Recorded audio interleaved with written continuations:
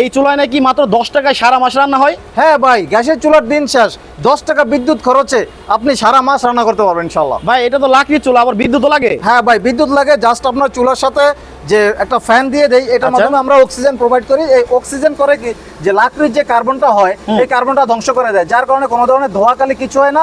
এবং একই সাথে এই ধরনের একটা টুকরাকে জ্বালেয়া 100% ছাই করে ফেলে।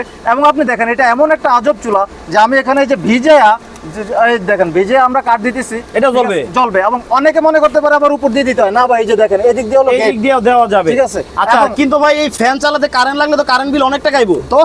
10 টাকাও বিল আসবে না ভাই সারা মাসে। আচ্ছা ঠিক আছে, এটা ছোট একটা 12 ভোল্টের ফ্যান।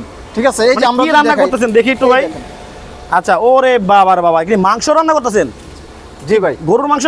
গরুর মাংস ভাই। আচ্ছা, এইখানটা দেখতে পাচ্ছি আবারও চুলা জ্বলতেছে ধাও ধাও করে। ওরে বাপ রে বাপ, মানে এই চুলা ব্যবহার করলে নাকি মাত্র 10 টাকা খরচে সারা মাস রান্না হয়ে যায়। ভাই যাদের এই যে গ্রামে আমাদের চুলা ব্যবহার করলো, ঠিক আছে, তাদের জন্য তো ভাই লাকড়ির কোনো অভাব নাই। এদিক সেদিক সব জায়গায় লাকড়ি পাওয়া যায়, সবার বাসা বাড়িতে লাকড়ি আছে, তো লাকড়ি তো ফ্রি।